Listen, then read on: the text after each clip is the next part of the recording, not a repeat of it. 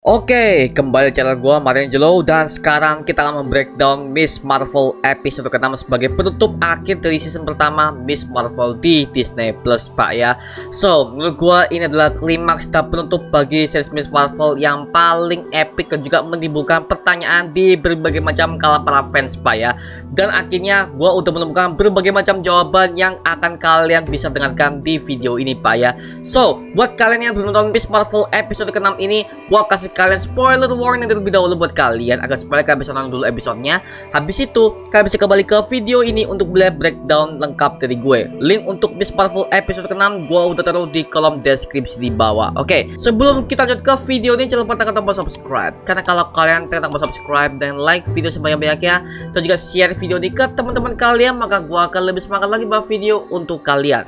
Tanpa perlu berlama-lama lagi, langsung aja kita breakdown Miss Marvel episode 6.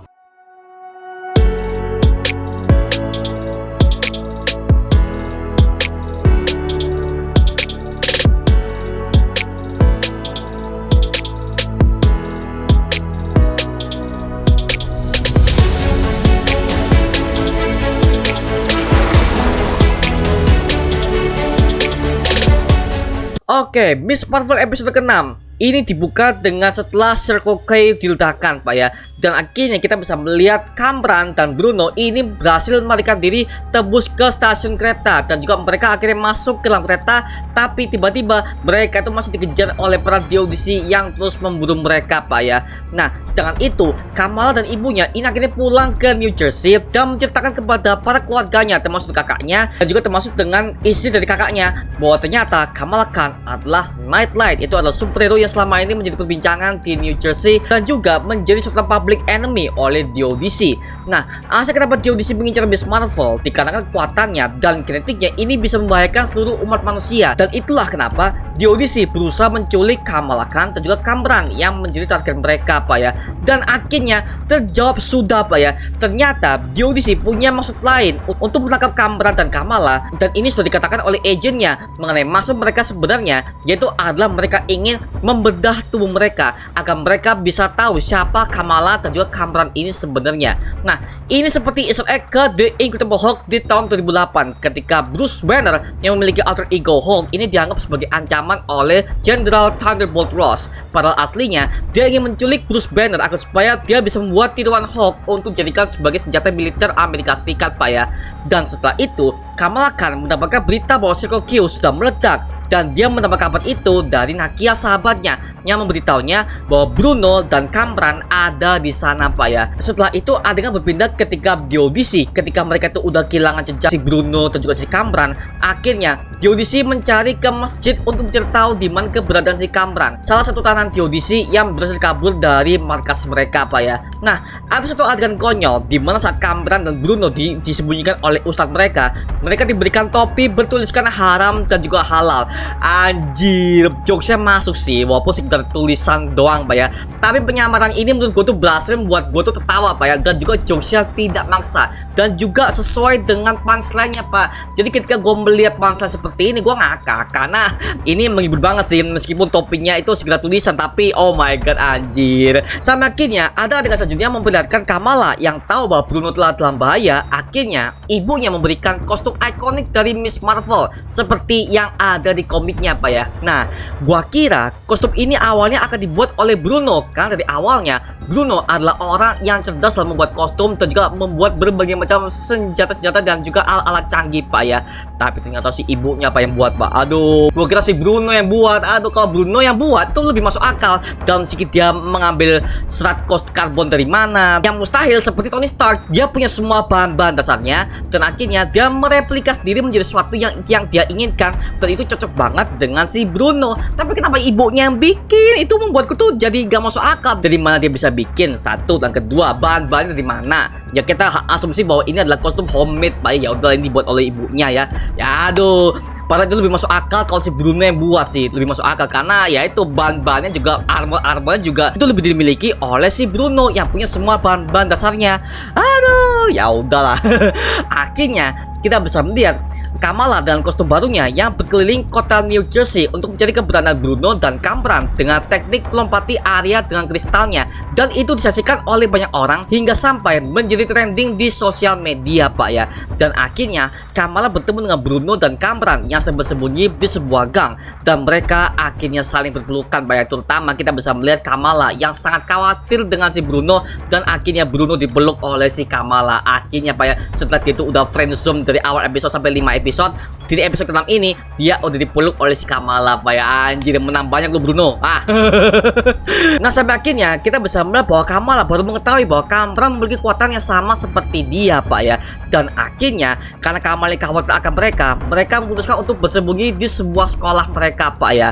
Dan akhirnya ketika mereka bersembunyi dalam sekolah, ternyata selama ini Diodisi sudah mengawasi mereka Pak ya, dengan meretas semua kamera-kamera CCTV yang ada di sana Pak ya, sehingga mereka bisa dengan mudahnya diikuti oleh para Diodisi ini Pak ya. Dan setelah Diodisi ini mengepung gedung sekolah itu untuk menangkap dua tersangka utama Diodisi, yaitu adalah Kamala Khan alias Nightlight dan juga si Cameron, tiba-tiba mereka dibantu oleh Zoe dan juga Amir Khan, kakaknya Pak ya. Tapi yang jadi pertanyaan adalah, kok si Zoe bisa tahu bahwa Kamala Khan adalah Nightlight yang sudah menyelamatkannya?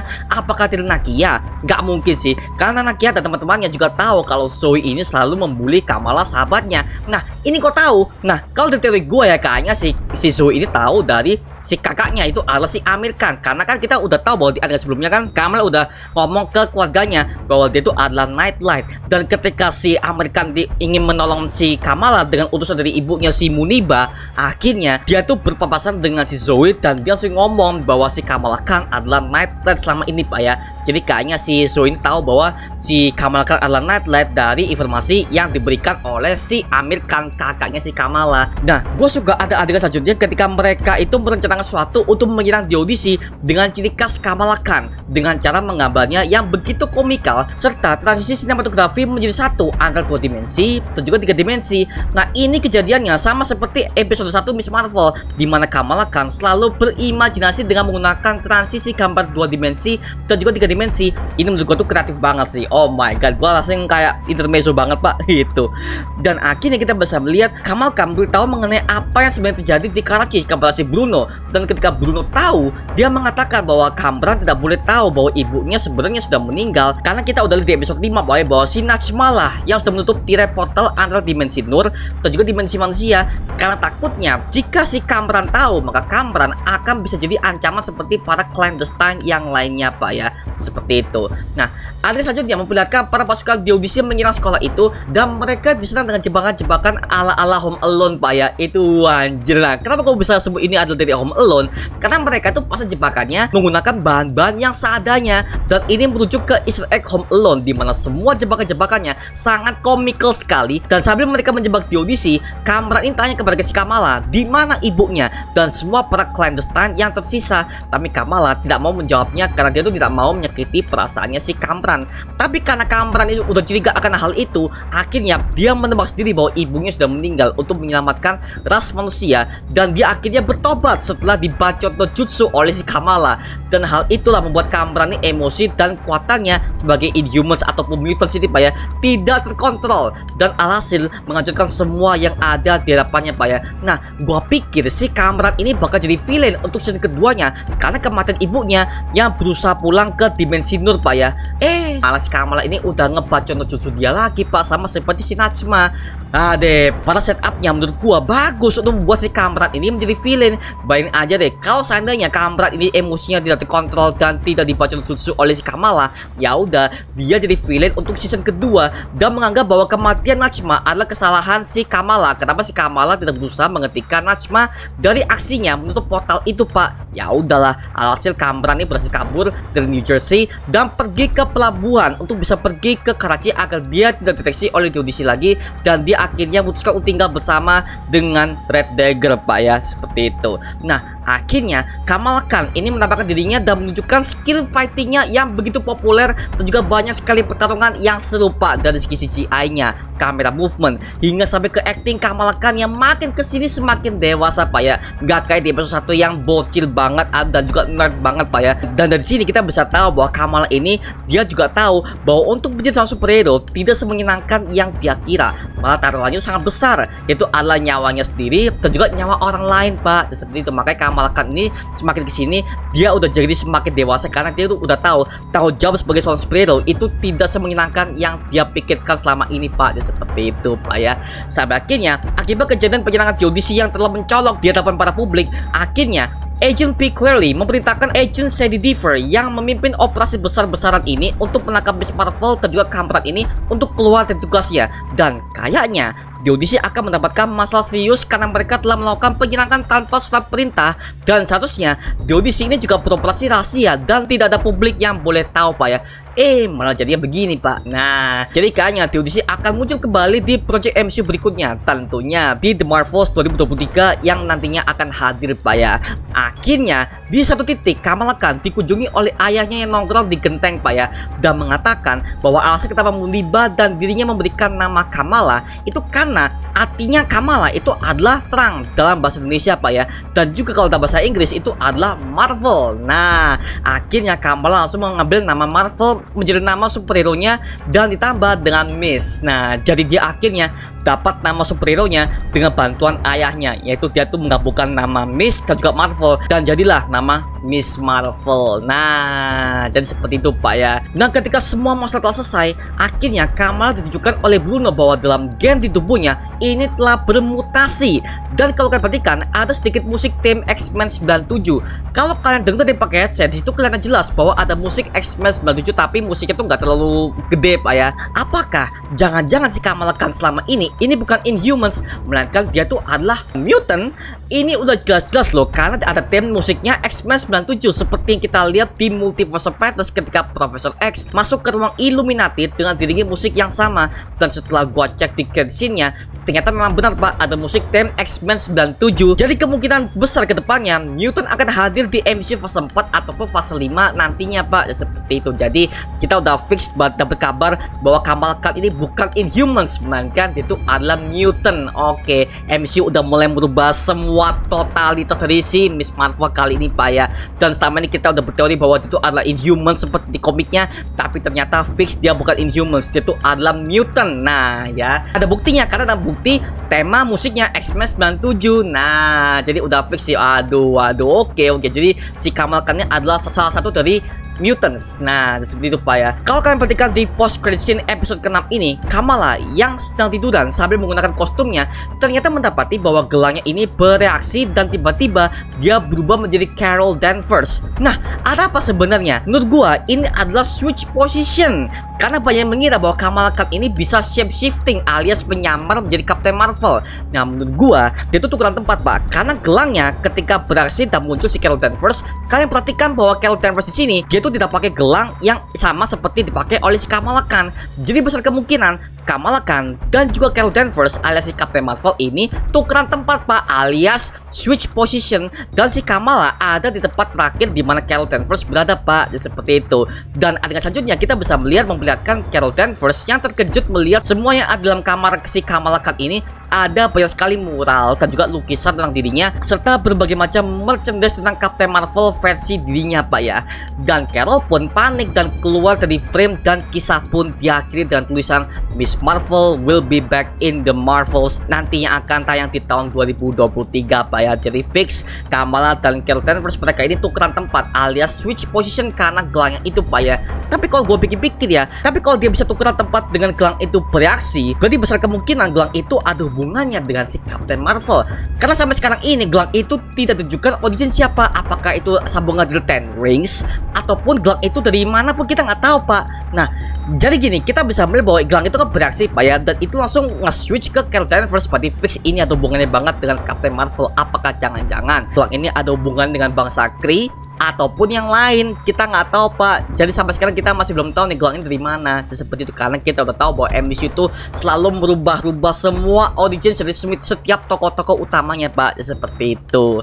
Nah tapi ini udah jelas bahwa ini ada hubungannya banget dengan si Captain Marvel sih. Aduh, tapi itu kita akan mendapatkan penjelasan lengkapnya di The Marvels yang akan tayang di tahun 2023 Pak ya. Seperti itu. Oke, gua menemukan ada isu ketika, kalau kalian masih ingat, ketika si Miss Marvel dan juga Kamran ini diserang oleh para diodisi, kalian bisa melihat ada sebuah meriam gelombang suara, dan ini adalah meriam yang sama ketika yang dipakai oleh Thunderbolt Ross di film The Incredible Hulk tahun 2008, ketika mereka tuh menyerang Hulk dengan senjatanya sama, cuman meriam sonarnya ini mereka tuh lebih besar Pak ya, sedangkan dipakai oleh diodisi ini mereka tuh agak lebih kecil. Nah jadi seperti itu Pak ya. Jadi ini ada banyak banget referensi dari berbagai macam project MCU yang sebelumnya, dan bahkan ini kebanyakan merujuk ke X-Men. Nah salah satunya kenapa si Kamala Khan ini ada hubungan dengan si mutant, dan kayaknya eksistensi X-Men sebenarnya sudah ada, cuman baru direferensikan sekarang. Nah, karena kita tuh udah pernah banget berteori bahwa si Scarlet Witch itu adalah mutants, ternyata bukan ya Pak ya. Jadi kayaknya si Disney ini udah mulai mengubah semuanya, yang awalnya itu Inhuman sekarang jadi X-Men. Oke. Dulu gue sih nggak apa sih, karena gue pengen tahu aja sih. Jadi sebenarnya Kamala Khan akan masuk ke berbagai macam grup superhero selain The Marvels, yaitu dia bisa jadi masuk ke grup X-Men seperti yang udah diperlihatkan di sini Pak ya, dengan ada theme musiknya X-Men 97, dan juga itu akan gabung ke Young Avengers dan juga The Marvels. Jadi secara nggak langsung dia itu akan masuk ke 3 grup yang berbeda Pak. Nah seperti itu Pak ya. Oke, ini menurut gua sepanjang series season 1 Miss Marvel ada banyak banget kejutan, dan juga pinternya MCU di sini mereka tuh tidak menjelaskan belak-belakan mengenai gelang yang dipakai oleh si Kamala Khan ini, sehingga kita sebagai fans MCU bisa berteori lebih liar lagi mengenai Miss Marvel season 2 nantinya Pak ya. Tapi Fish kemungkinan si Kamran tidak akan menjadi villain season 2. Itu kecewa banget sumpah. Karena option dia tuh menjadi villain tuh ada banget, tapi ya dibacot no jutsu oleh si Kamala Khan. Ya udah lah ya, dengan gampang banget tobat ya sebagai villain dan jadi tobat. Aduh, sayang banget nih MCU kayak nggak mau bertindak lebih jauh gitu loh untuk membangun villainnya. Aduh, bodoh lah. Oke, itu aja mengenai breakdown review 2 mengenai Miss Marvel episode 6, dan skor akhir untuk Miss Marvel season 1 ini gua kasih nilai 7,5 dari 10 Pak ya. Karena di awal-awal aja tuh gua udah merasa anjir apa sih, tapi 1 2 3 4 5 6 bagus banget, ada berbagai macam misteri, dan juga ini ceritanya semuanya menyorot ke ceritanya, dimana gua kira nih Miss Marvel ini adalah sebuah series MCU yang terlalu teenager banget Pak ya. Tapi ketika kita udah lihat dari awal sampai akhir di episode 6 ini, oh my god, jauh lebih bagus Pak. Dan juga jokes-jokesnya tidak merusak suasana cerita dan juga tidak merusak mood para penontonnya. Ini menurut gue tuh bagus banget sih, astaga. Oke. Itu aja mengenai video kali Pak, mengenai breakdown Miss Marvel episode ke-6. Kalau kalian punya teori yang lebih lihat lagi atau kalian punya komentar yang lain, tulis aja di kolom komentar di bawah Pak ya, dan kita bisa diskusi bareng seperti biasanya. Oke, itu aja mengenai video kali Pak. Jangan lupa like, comment, dan subscribe untuk mendukung gua sama video mendidik dan mengirimkan semua, karena gua janji bisa mungkin gua akan buat video seperti lagi untuk kalian. Dan jangan lupa untuk follow TikTok kita di @marioangelos, dan juga jangan lupa untuk gabung ke grup komunitas kita di WhatsApp yaitu Mario Push Official. Langsung aja klik linknya ada di kolom deskripsi di bawah. Oke, sampai jumpa di video berikutnya Pak. Adios. Woohoo.